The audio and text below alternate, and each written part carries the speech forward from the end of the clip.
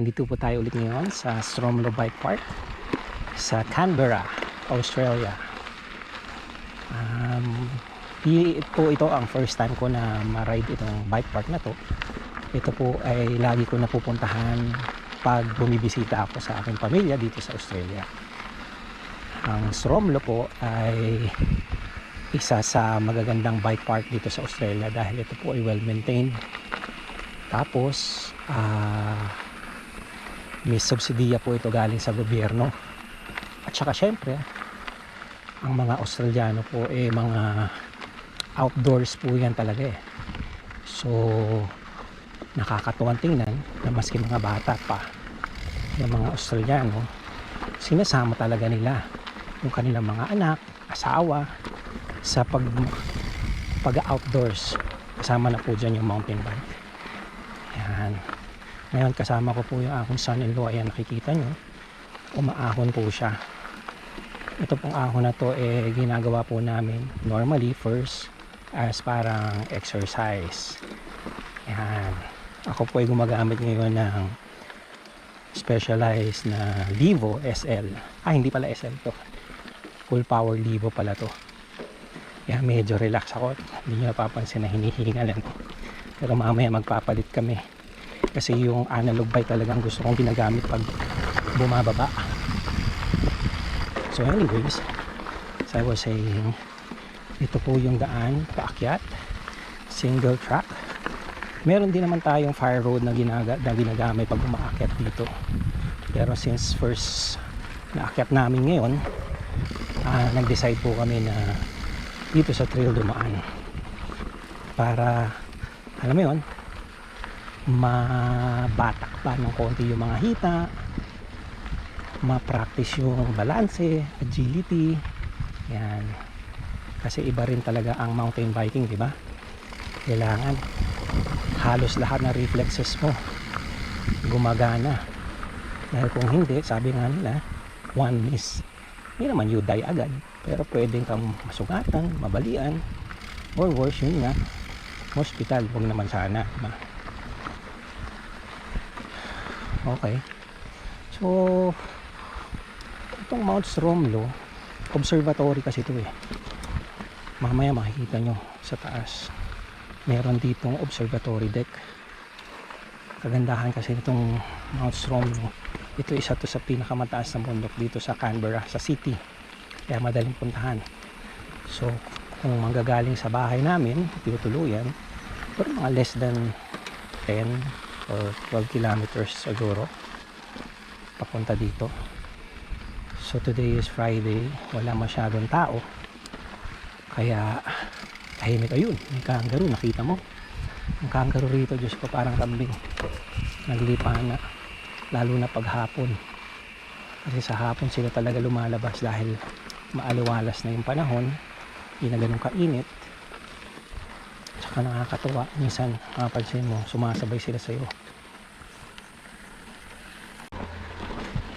So ngayon habang umaahon ho tayo rito,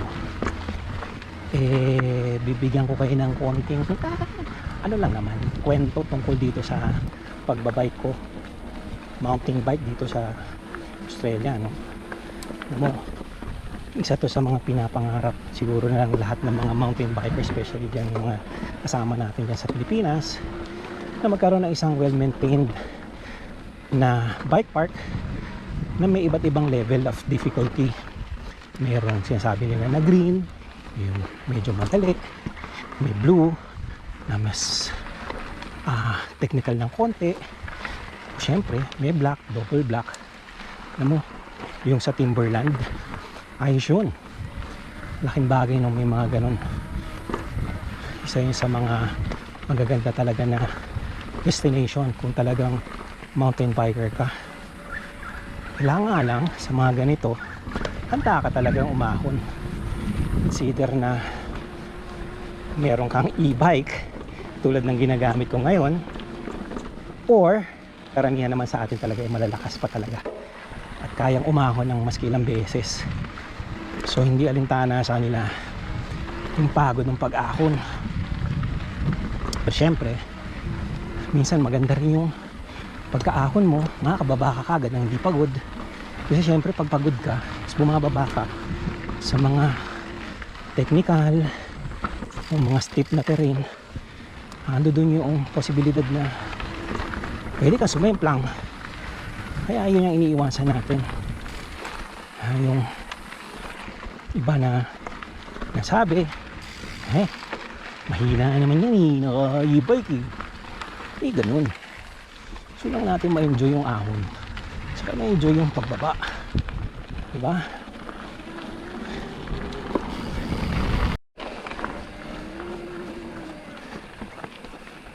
Kapansin nyo guys, no?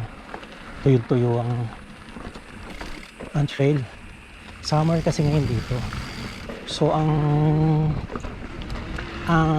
forecast sa temperature for today, aabot sa ng 38 mamaya mga 3 to 5 p.m. Pero ngayon mga nasa 26 ata, kung di ako nagkakamali. So grabe init. I mean, mainit sa atin, pero mapapansin mo iba rin ang init dito. Mahapde, tsaka dry. Kaya pag talagang lumabas ka, papansin mo talaga parang nakakapaso. Iba talaga init. I mean, kagandahan lang, minsan pag humangin, yan, malamig yung hangin, pero mainit talaga yung araw. Ngayon kita nyo, walang kahangin-hangin. So ito, mapapansin yung signage, green siya, di ba? Tapos may numbers 2 and 4, level of difficulty. Well, sa mga atin naman, pag sinabing green, alam naman natin yun na medyo banayad siya. I mean, mas madali siya kaysa sa pag sinabing blue, lalo na pag black, di ba? Kaya ito, ginagamit to, itong trail na to, pag nagpapakarera sila ng cross country. Kasi madalas meron national competition na ginagawa rito na cross country race. Yep. Yan. Nakikita na natin ang kahit papaano yung view ng Canberra City. Kasi medyo mataas na yung pwesto natin, no?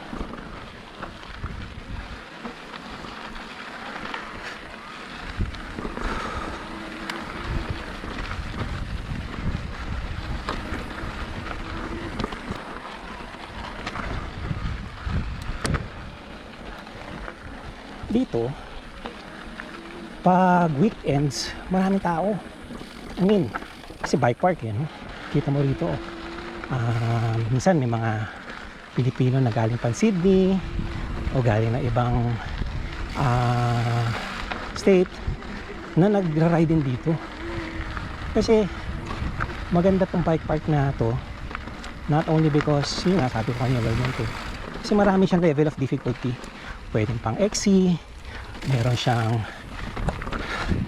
mamaya makikita nyo, meron siyang pang road na circuit, meron din siyang pang enduro, yun yung bababain natin mamaya. Tapos meron din talaga siyang world class na downhill track. There was a time, kung di ako nagkakamali, dito ginanap yung UCI. I have to double check lang kung anong year, pero mga early 2004 or 2005 pa ata. So at that time siguro sabihin natin hindi pa ganun kahirap, no, compared sa mga ginagawa nila Goldstone ngayon, enduro rider nila, yung mga kilala natin, diba? Pero just the same, maganda talaga, maayos talaga siya, maganda. Ingat lang syempre, kung hindi makabisado mahirap na. Sa Pilipinas maksidente ka rito, punita, mahal ng insurance. Bahala mo na kung wala kang insurance, mahal na ospital, diba? Tapos problema pa, hindi ka makakapag-bike, yun ang pinakamalaking problema.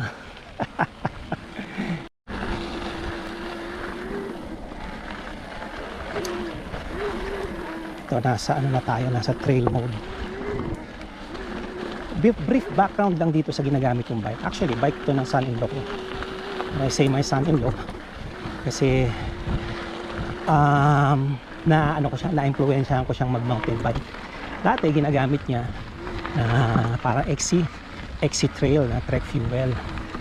Kaya lang, nung umalis ako, nung bumalik ako sa Pilipinas, naiwan sa kanya yung bike na yun. Pero yung mga kasama niya nag-enduro, so parang hirap siya ngayon sumabay. So bumili ngayon siya ng Comensal. Ganda ang Comensal actually yun yung gagamitin ko mamaya pababa. So ako, pag nagpupunta ako rito, bit ko bike ko. Una kong punta rito sa Canberra, sa Australia, dala ko nun yung bike ko na XC,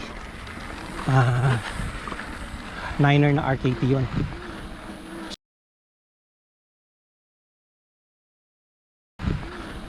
So ayos, sarap kasi ang ganda ng bike park dito, bike route, paikot-ikot, sarap, malamig, enjoy ko talaga. Siguro mga twice or thrice ko dala, yun lagi dala ko. Kaya lang yun nga, nung nagka-Comensal siya, sinama niya ako dito sa Stromlo. Although na bike ko na to, nakasali pa nga ako minsan sa parang race dito pero syempre that's a different story. Medyo malakas pa ng konti tuhod ko nung pumidal, tsaka mahaba pa ang resistensya ng baga. So yun nga, sinama ako, bike ko nun yung 9XC. So hindi ako makasabay sa kanila, iwan ako. Pero sa akyatan na ganito, ayos lang. Sanay ko diba? Sanay ka sa Rebpal, sanay ka sa Silang, Coffee Trail. Tapos pag nakakadayo ka ng Timberland, di ba? So, syempre pag nakakalaro ka pa minsan sa 7-Eleven, sarap. So pag akyatan, okay. lang ya. Meron dito kasing shuttle.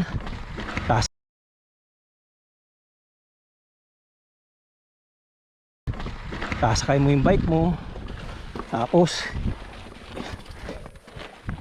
sakay ka din, habang ka na lang sa taas, tapos baba ka na. So yun, nararamdaman ko yung feeling nung bumababa, ay kasarap. So yun, doon na nagsimula yun. So bumili ko ng bike yun, pero na ako ng enduro bike noon 2022 ata yun, nagka-Yeti ako nun, SB150. Yun ang lagi kong dinadala rito, sarap. Una kong ride nung Yeti na yun sa Pilipinas, naalala ko, dumayo pa ako nun ng Sandugo comedy. Kasi syempre ang alam mong padyakin ganun, may mga jump so hindi ka makajump. Saya, sa learning experience.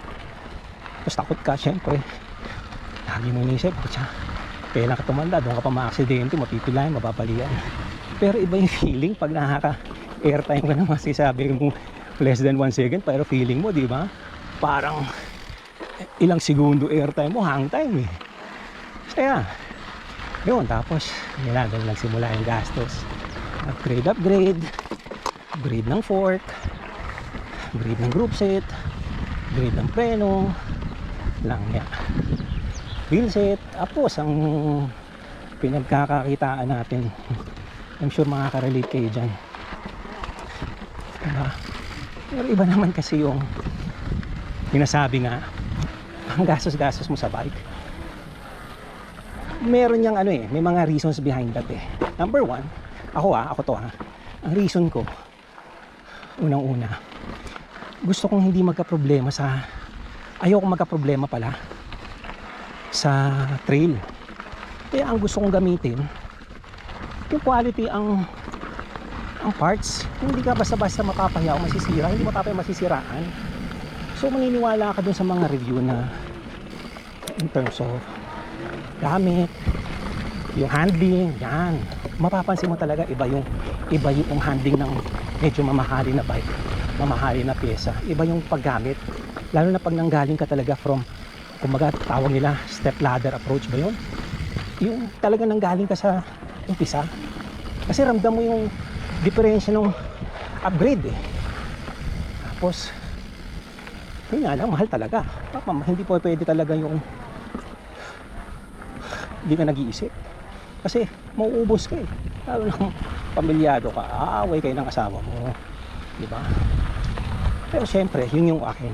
Pangalawa, syempre hindi naman maalis sa atin siguro kahit pa paano enjoyin yung ating fruits of labor. Labor, di ba? Kaya minsan, karamihan sa atin o iba sa atin, buhos talaga. Buhos talaga pagdating sa bike. Walang tapon. Dami kong kilalang ganyan. Ay nako, yung isa pa dyan, tinatawag na yung budolman. Kasi binubudol ka, binibigyan na agi ng pyesa eh. Peace brother. Anyways, so syempre, pag pinart mo yung bike mo, tingnan mo, either sa garahe nyo, sa sala nyo, o minsan nasa kwarto mo pa, di ba? Sarap tingnan kasi alam mo na, ganda ng bike eh. Tapos kakapi-kapi ka, di ba? After mo na mag short ride, tingnan mo bike mo, sarap, may feeling of fulfillment. Yun yung hindi nila maintindihan. Siguro naiintindihan nila kasi sa ibang bagay, siguro sa babae, ganda ng bag nila, di ba? So kada titingin sila sa salamin, nakikita nila sarili nila, ang ganda sila sa gamit nila o sa sarili nila. Pero ganun ko maikukumpara, no?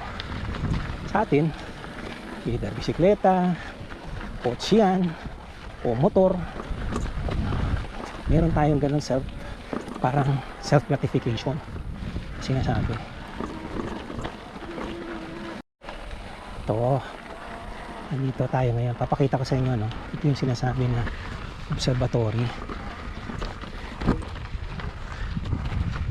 So makikita nyo ngayon, ayun yung old observatory. Morning. So dito kita nyo ngayon, Mount Stromlo Cafe Visitor. Ayan, Australian National University. So ayan. So kasi dahil nasa tuktok tayo ng bundok, dito sila naglagay ng space telescope. Nakakaan, telescope daw. So maglalagay tayo muna ng tubig. Okay, nakakatawa rito. Okay mo dyan. Tapos kailangan walat mo yung nakatikit kasi pag tapos ang ginamit mo, hindi siya gagana. Oh, hindi niya nasi-sense. So may sensor siya. Husay, no? Okay, una.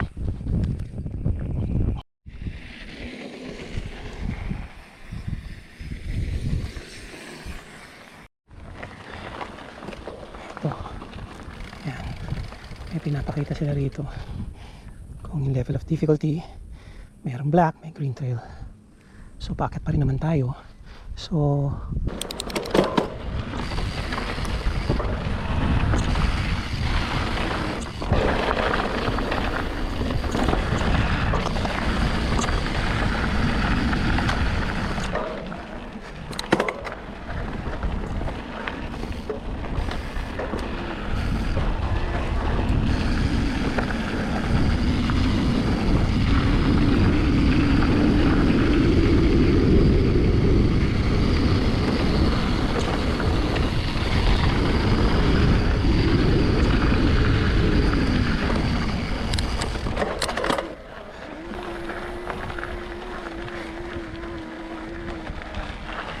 yeah, view, di ba?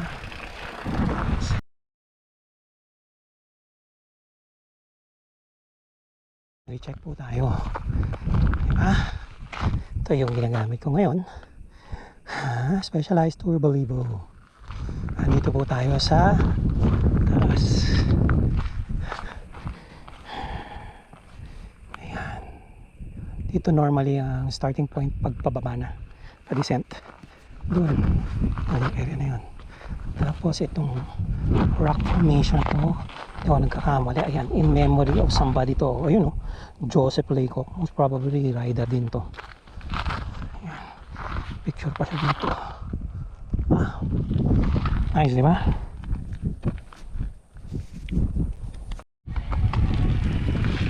Let's go, ingat.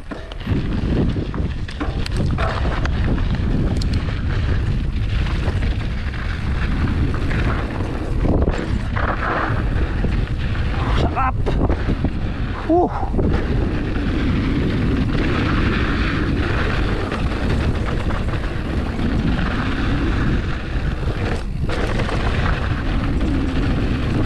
Sarap talaga pag galing ka sa launch pad.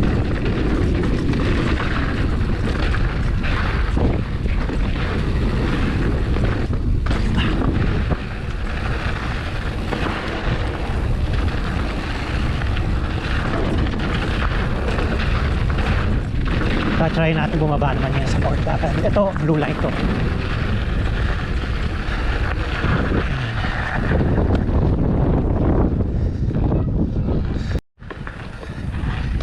Pork barrel. Ito combination to ng berm, cable top. Yan.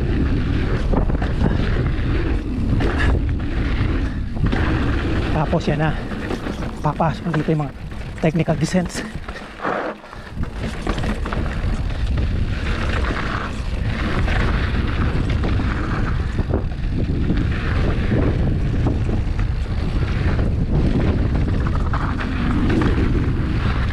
Make sure to kasi ng mga Rockies flow. Yan. Kaya siya ginawang blue.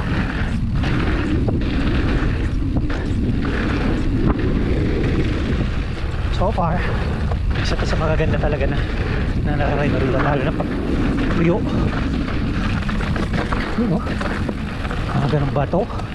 Pag mabagal ka, naku, lintik. Pabila ka na ng part, pupulutin.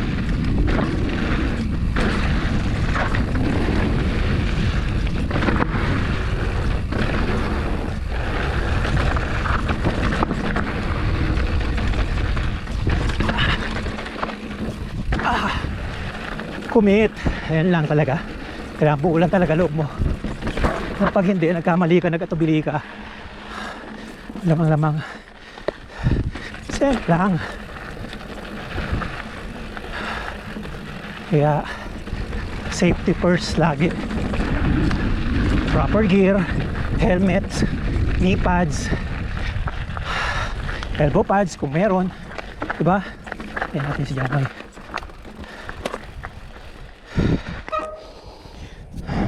Naglalakad ka, yan, ganyan tsura niya. Paunahin natin si Noy. Wala, Noy!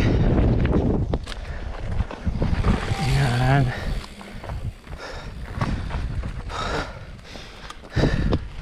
Ito, malabas na to.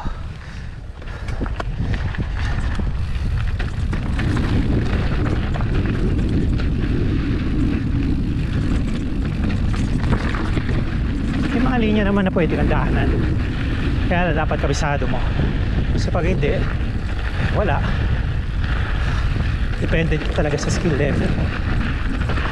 Hindi ko sinasabi ko na magaling tayo, ha. Pero alam naman po tayo kahit paano mamili ng linya. Double dissolution. Here we go. Ito, tapos na yung pork barrel. So double dissolution na to. Blue trail din to. Tapos combination of flowy, may konti Rockies drop. Yan, may jump. Yan. Minsan may bulaga dyan. Dami sumisemplang rito kasi sinasama to sa exit trail na karera. Kasi dito may bulaga, hindi mo kabisado, yung biglang drop akala mo rolling, pero dapat alam mo kung saan yung linya. Kaya nakakailang.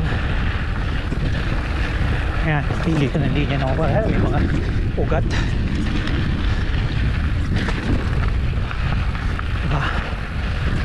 Diba? Ito yata yun. So pag may paliko rito, switch back. Ay na aksidente sa exit kasi akala nila same pa rin, flowy pa rin, pero hindi nila alam trap pala. Ito yun, oh. Yan, sarap. Ito, dinagdag to feature na to. Dati wala yun, puro burn na to hanggang matapos. Oh!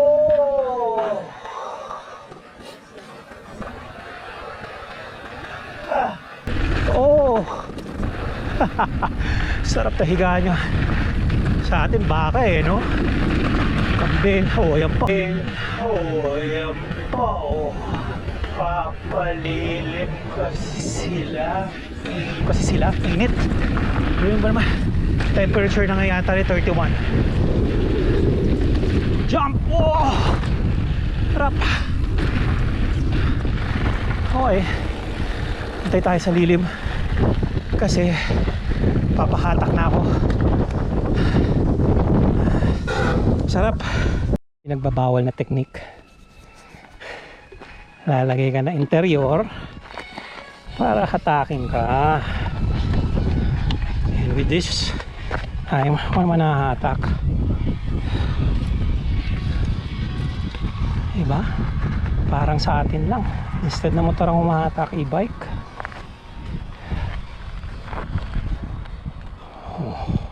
Oh ha? Saan ka pa? Na kami ng car park. Nag-decide na kami na dumaan sa kalye. Tanghalin tapat ng init. So ako ngayon ng... Ha? Wala naman 40 yan. OA. Yan. Feels like 40 lang yan. Yup. So ngayon hata ka. Wala yan. Tanghalin tapat. Wala nang magpay. Ito may mga kangaroo nasa lilim. Saan tayo? Kaliwa kanan? Nasa dulo. Oo. Ito ba? Oo. Correct. Nakikililim din eh.